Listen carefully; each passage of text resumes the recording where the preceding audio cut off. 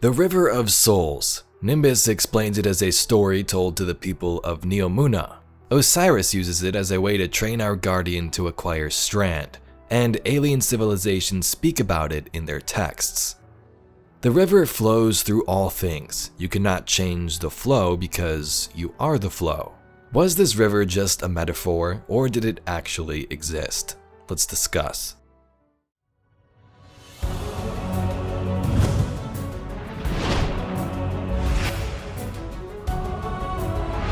During Lightfall's campaign, upon arriving to Neomuna, we are introduced to Strand. We walk up through these skyscrapers and discover this strange green substance with threads that seem to poke through reality itself. We quickly learn that it can be wielded, but after various attempts, our guardian would always get overwhelmed, unable to harness its true potential. Osiris, I'm detecting an anomaly on my sensors. We'll check it out while the coast is clear. Understood. Patiently note that it is quite confined in here. This energy source, this is incredible. You can wield it.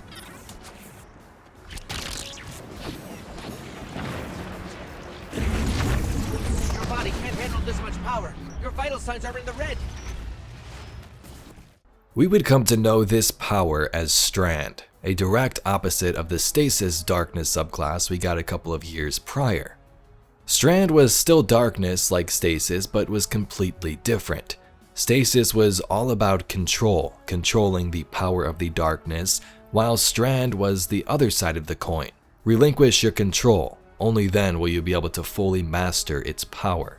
As I understand it now, it is the elemental manifestation of psychic connection. All minds are connected in a web of consciousness, which we can now see and feel. To wield Strand is to pull on the hidden connecting threads and to use them to create, manipulate, and unravel.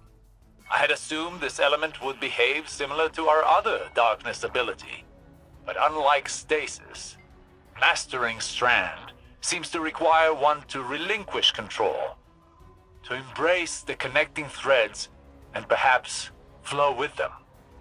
I look forward to experimenting more with this new element.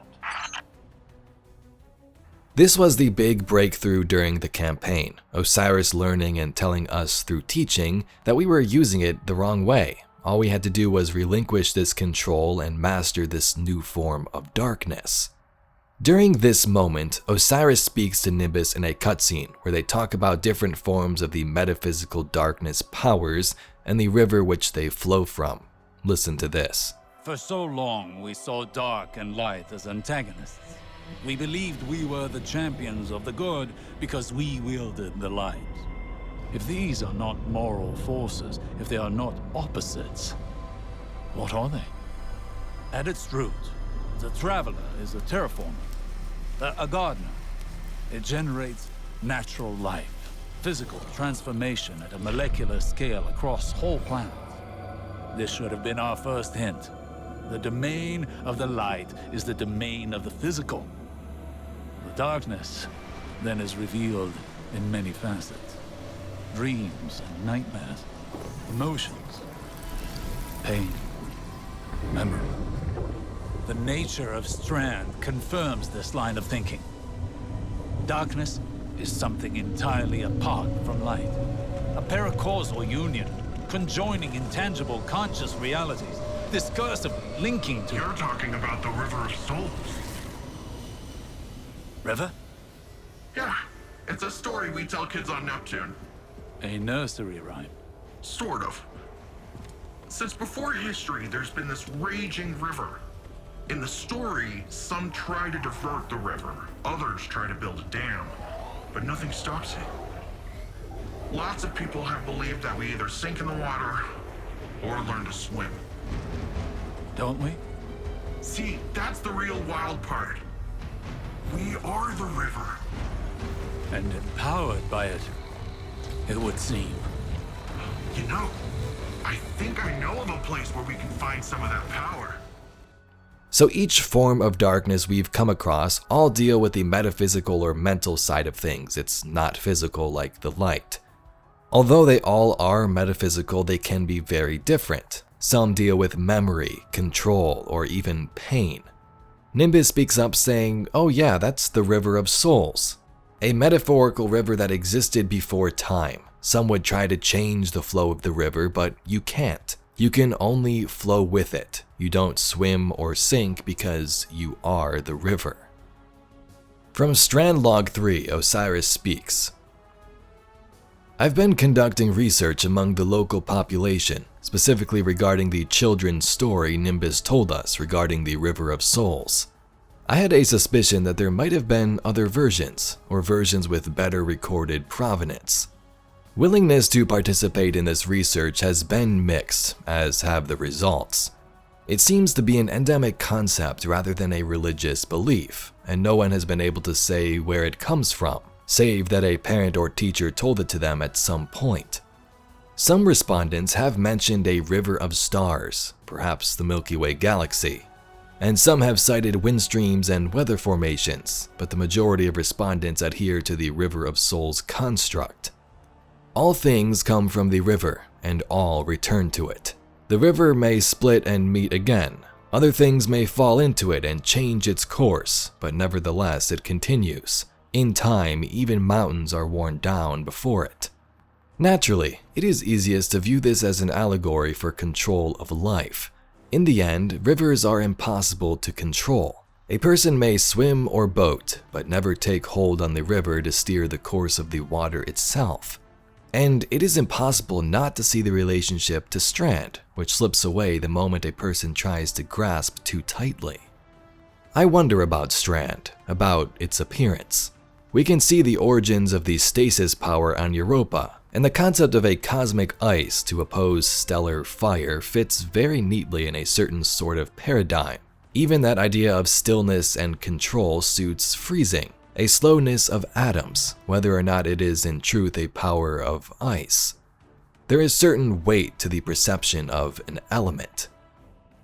If Strand had been shaped through the lens of Neomuna, surely it should have been some cosmic water instead, something that flows and gives way only to rise again. There are certainly combat styles to support this in old records. But this power that has never been used in this way came to one guardian first, and I conjecture that they may have unconsciously given it form. I wish I had seen it. What would connection have appeared as? Now, of course, we know the shape of this power. It is green. It weaves itself in strings. As other guardians begin to learn it, they too slot into these positions in their minds. Whatever advances they come to are already framed verdant and tangling. All the same, I cannot help but wonder about the nascent, formless thing it was before we reached out to it, and it reached back.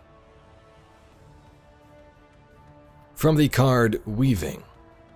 Osiris contemplates the universe. Strand curls between his fingers, a gentle presence, shape-shifting but not changing.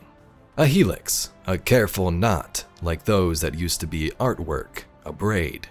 Always strands, always a structure that creates strength from fragility. He is so aware of the beat of his heart, in ways he never used to be. It shudders in his chest, aching but resolute. He knows where the closest people are, the Guardian, obvious, within eyesight and hovering fretfully just in case Osiris slips. Nimbus, further away but tangible, probably surveying the city outside. And there's a puka he can't quite see somewhere behind him, making eddies in the flow of Strand as if it can dive into and out of it just as well as water or air. It would be so easy to close his hand, to take hold of that which he touches. He does not. He thinks about it, lets his fingers curl softly, holds there as the humbling chords of the world's loom shiver around him. Existence flows. It is not a stagnant thing, one snapshot in time. In these connections, there is always motion, and all things are swept away in time, good and bad. No wonder Strand unravels when it is given half a chance to do so. As far as it is concerned, if it has any sentience at all, everything is simply part of the river, a momentary curve or splash. Osiris has known the vastness of the infinite forest and the great span of their solar system. And it is only here, with a tiny nascent spiral of cosmic wept in his hand, that he feels small.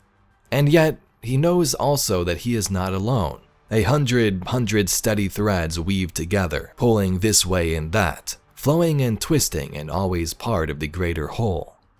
He should be taking notes, expanding the Vanguard's understanding of darkness, simplifying the steps of learning Strand for Guardians new to paracausality. But for a moment, Osiris is at peace. So this river was told to the people of Neomuna and throughout the Cloud Arc that it's a river where everything exists. Life starts here, life returns here after death. The river can break off and make new paths, but it still is a constant stream, never ending. As far as we know, this was just a metaphor, but it makes sense when thinking about Strand flowing with the river. When we think about controlling something powerful, it's easy to assume it takes strength.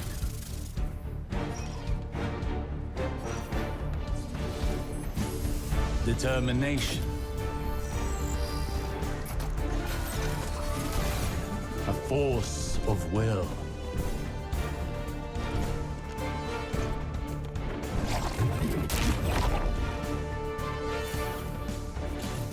But what I've learned is that we cannot control every facet of nature.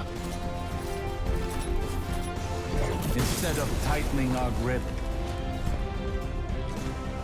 we must open our palms, accepting the ebb and the flow. Letting go in the face of grief in all its shapes. Through failure, through loss, we can overcome the impossible.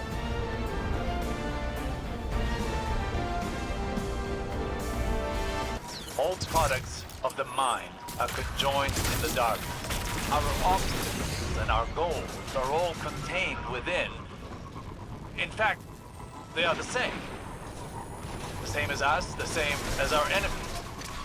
What if, in trying to master this power, in trying to take control of this conflict, we've been swimming against the river's current? The question remains, how do you flow with the river?